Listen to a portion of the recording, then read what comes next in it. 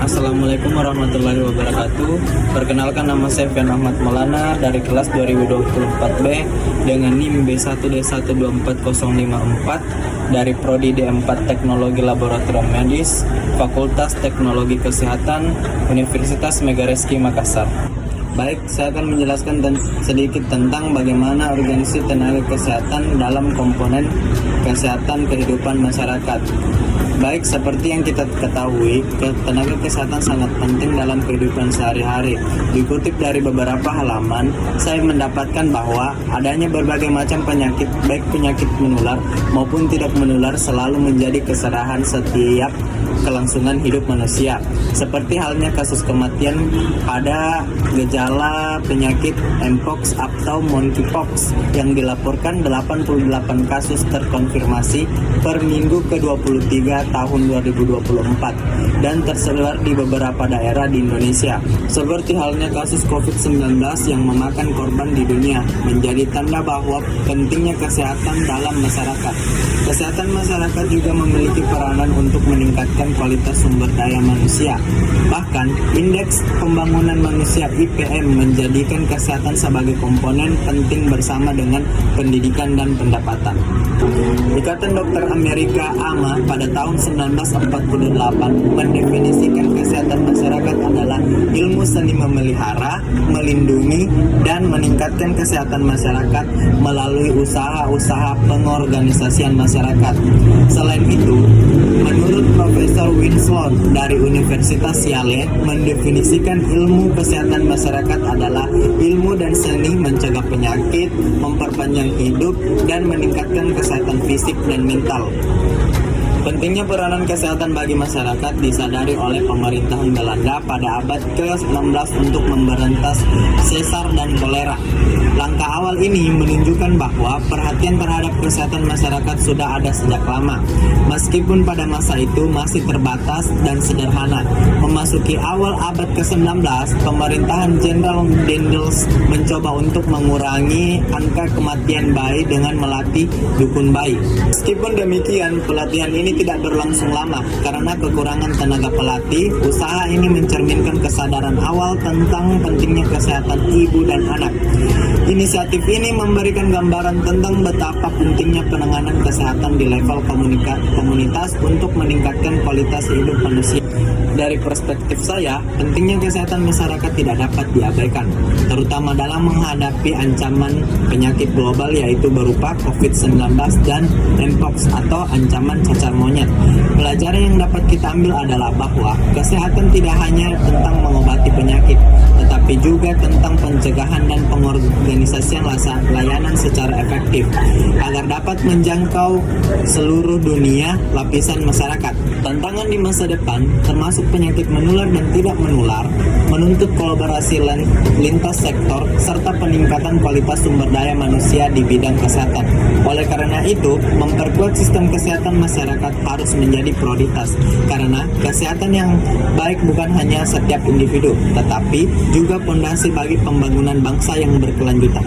Peran utama tenaga kesehatan yaitu yang pertama, menyediakan pelayanan kesehatan dasar dan lanjutan. Yang kedua, mendiagnosis dan mengobati penyakit. Dan yang ketiga, mencegah penyebaran penyakit. Yang keempat, mempromosikan kesehatan dan kesadaran masyarakat. Dan yang kelima, mengembangkan program kesehatan masyarakat. Manfaatnya bagi masyarakat yaitu yang pertama, meningkatkan kualitas hidup. Yang kedua, mengurangi angka kematian dan kesakitan. Yang ketiga, meningkatkan produktivitas masyarakat. Dan yang keempat, membantu mengatasi kecacatan dan disabilitas. Dan kelima, meningkatkan kesadaran kesehatan. Sebagaimana kita tahu bahwa di masyarakat itu tentang kesehatan masih sangat jarang didapatkan, apalagi pada masyarakat pedesaan kecil. Di sana sangat kurang minim tentang tenaga kesehatannya. Maka dari itu, tenaga kesehatan mempunyai peran penting untuk mensosialisasikan tentang beberapa beberapa kesehatan dan memberikan pelayanan secara gratis terhadap masyarakat untuk mencegah terjadinya penularan penyakit dan adanya penyakit baru. Komponen tenaga kesehatan utama yang bertugas untuk memberikan pelayanan kesehatan terhadap masyarakat dan memberikan sosialisasi tentang pencegahan penyakit terhadap masyarakat, yaitu yang pertama ada dokter, yang kedua ada perawat, yang ketiga ada bidan, yang keempat ada apoteker, yang kelima ada ahli gizi, yang keenam ada psikologis, yang ketujuh ada fisioterapi, dan kedelapan ada teknik laboratorium medis, dan 9 adalah teknik radiologi. Mereka semua bertujuan untuk memberikan pelayanan kesehatan kepada masyarakat, baik yang mampu maupun tidak mampu. Intinya di sini kita memberikan pelayanan kesehatan terhadap masyarakat yang membutuhkan. Dalam pengoperasian tenaga kesehatan ada beberapa tantangan yang harus dilalui atau sering terjadi dalam pengoperasiannya. Yang pertama itu ada kekurangan sumber daya. Sebagaimana kita tahu, alat-alat kesehatan itu mungkin harganya masih mahal dan kekurangan sumber dayanya di negara kita. Yang kedua ada distribusi tidak merata, yang biasanya itu distribusinya hanya ada di beberapa tempat. Biasanya tempat pedalaman itu belum mendapatkan distribusi tentang tenaga kesehatan, seperti pedalaman yang jauh dari kota. Dan yang ketiga ada keterbatasan fasilitas, seperti yang kita ketahui bahwa tiap desa itu tidak memiliki fasilitas tentang tenaga kesehatan yang memadai. Tapi sekarang pemerintah berusaha untuk membangun puskesmas kepada setiap desa, baik desa terpencil maupun desa yang tidak terpencil. Keempat, ada penyakit menular. Seperti yang kita ketahui bahwa penyakit menular ini sangat rentan terjadi kepada masyarakat, karena masyarakat masih tidak terlalu mengetahui tentang bagaimana cara menjaga kesehatan dari penyakit menular dan cara menghindarinya. Yang kelima, ada kebijakan kesehatan yang berubah.